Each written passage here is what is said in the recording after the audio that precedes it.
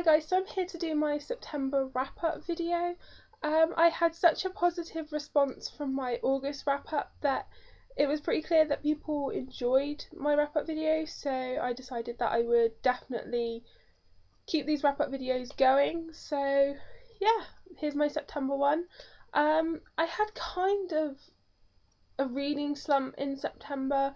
It sort of came out of nowhere, and I think what did it was the first book I read in September really threw me off, and that was Take Me There by Carolee Dean. This book had been on my shelf for about a year, so I decided to finally pick it up, and it just thoroughly depressed me.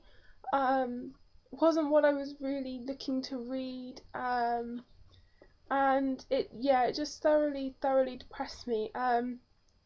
Basically Dylan has this sort of troubled past, and he's trying to sort of go clean, and he falls in love with this girl called Jess, but trouble just finds him and like pulls him down.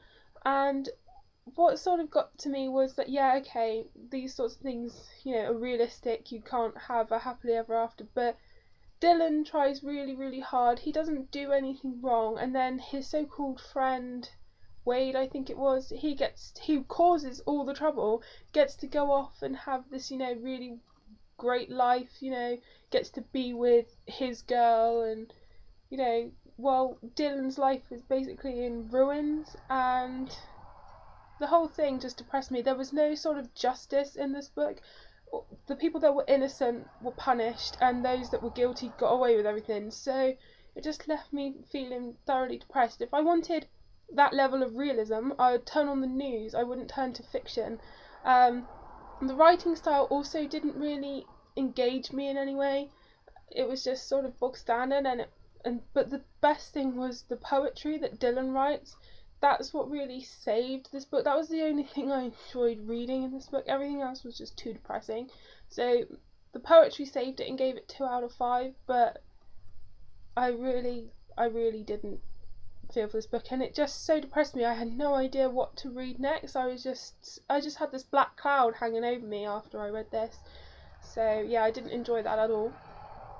The next book that I read was an attempt to cheer me up after I read that book, because I just felt I needed something so light and fun. So I picked up Anne of Green Gables by Ellen Montgomery. Now this has also been on my shelf about a year. I don't know what has stopped me reading it for so long, but I just fell so in love with this book. It's just so amazing. I honestly don't know why I haven't picked it up before. I just loved it. Readers will really fall in love with Anne Shirley. She's so just vivacious and fun, and she gets herself into all sorts of trouble, but she's not malicious in any way. She's just so sweet. My favourite character in this book was actually Matthew Cuthbert. I really loved him. He's like the brother and sister that take in Anne Shirley. He's really shy, and especially around girls and women, but he and Anne are sort of kindred spirits, and it was just so sweet. I loved this book so much, and I really want to read the other books in the series because it was just so adorable. I gave this 5 out of 5, and it was exactly what I was looking for after I read Take Me There. This was amazing. If you haven't read Anne of Green Gables, you really should, because I'm kicking myself for not reading this before. The next book that I read in September was on my Kindle, and it was Poughkeepsie by Deborah Anastasia. I really enjoyed this book too. It's kind of a dark, gritty contemporary novel. Basically, Blake is a homeless man, and no one really gives him the time of day until Olivia really steps in and stops him from being beaten up, and then their friendship develops from there, and then a romance. And you also see his 2 sort of fraternal brothers, Cole and Beckett. Cole is a would-be priest, and Beckett is sort of a hardened criminal. So you kind of get 3 romances in this, but the one that has the most development is Livia and Blake.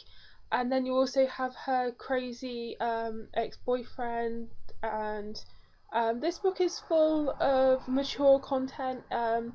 violence, language, sex, drugs, it's all in here. So if you find those things offensive in a book, or you just don't like to read about them, this probably wouldn't be for you. But there is a really decent plot there, and it was kind of gripping once I was reading it. I was hooked. It was really fast paced, and when I thought things were drawing to a close and it would be ending, something else would happen. So yeah, I'm really looking forward to the sequel to this, because two of the stories are kind of wrapped up, but one of my favourites in there wasn't, and I was like, damn, I need the other one, because I really liked Blake and Eve. Beckett and Eve's story, and that was kind of left open, and I know there's going to be another one. So yeah, I'm looking forward to reading that. The next one that I read in September was Dreams by Daniela Sacradotti, not quite sure, and I enjoyed this one, but it did have some faults. Basically, this one's about demons. Sarah Midnight's parents die, and she's basically left with this legacy that she has to carry on and protect people by killing these demons, but they've left her kind of ignorant. She doesn't know half the things that she needs to know. So her cousin turns up to help her, but he's not really her cousin. He is a guy that's been sent by her now dead cousin to protect Sarah, and I really enjoyed it, but Sarah Midnight really wound me up in some places. These demons are after her because they want to eliminate her, because obviously she's a threat, and so she goes out shopping with her friends and basically almost draws the danger onto them, and she knows she's in danger, and yet she still goes out with her friends, which was such an activity in stupidity that I just couldn't believe I was reading it. Also, sometimes she would break down, then she'd be strong, then she'd break down. I'd be one or the other. That was annoying. And then at the end, how she treats Sean, who's the guy who saved her life on numerous occasions. I was just like, no way, you wouldn't act like that, just no way. It has an absolutely evil cliffhanger, so I can't wait to read the next book, because this book feels like it's just a setup book for the rest of the trilogy. But it definitely has raised some interesting plot lines, and I'm really interested to see what happens. But the pacing was really good, and you did get quite a few points of view. You had the bad person's point of view, you had a mysterious person's point of view, you had a few other guardians' point of view, Sarah's, Sean's. So it was nice to have a bigger overview of everyone's thoughts, so I really enjoyed that.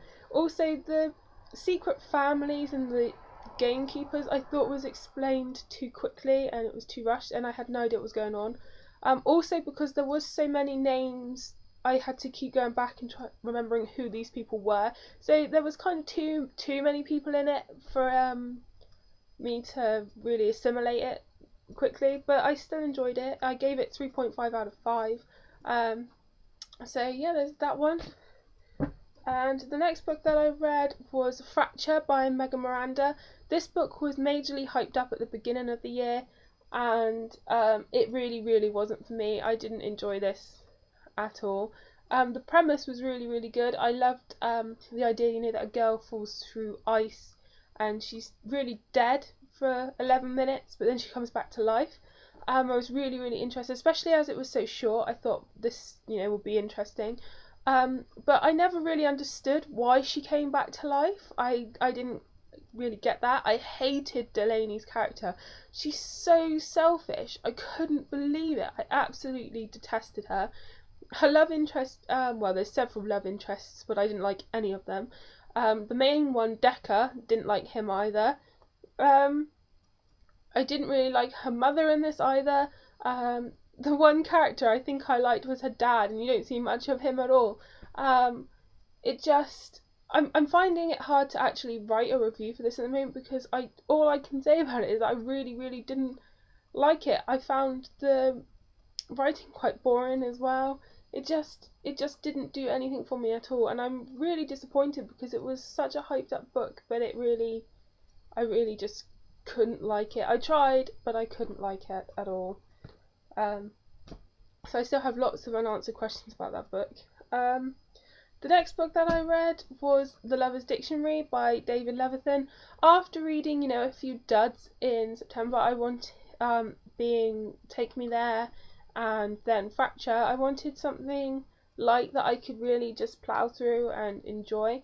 So I finally picked up The Lover's Dictionary by David Levithan, and I really enjoyed this.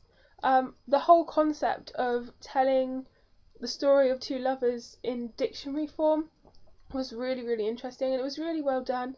The only thing is, when you're reading page after page of definitions, it starts to feel like you're studying, and it becomes a little dry because you have to read between the lines because nothing is really spelled out for you, and that's fine, it's really interesting, but after a while it just feels dry, and you're just like, you long for paragraphs again.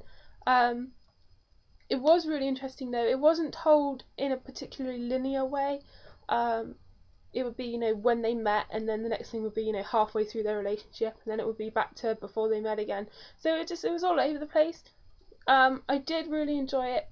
I gave it 3 out of 5. I know I'm gonna like David Levithan's other books, but this one, while it was really, really good, I just didn't enjoy it as much as I think I could have, or if it had been told in a normal way, but then it wouldn't really be a dictionary. But you know what I mean. The format just became boring after a while. It was really quick to read though, but it was just, the only thing I can think of to say is that it became dry. And the next book that I read in September was Immortal City by Scott Spear. I bought this back in April, like when it came out, and I was so excited to read it. And I've been saving it and saving it. I thought, oh, screw it, I'm going to pick it up now. And I'm really glad I did. I loved this book. It got me out of my reading slump. It's just, I loved everything about this book. I love that in this alternative, yeah, that'll do, Los Angeles, angels are the celebrities of the world there. Everyone's crazy for them. They're on news networks, magazines. They're basically worshipped, and the idea that they save people for money was a really interesting premise to start with.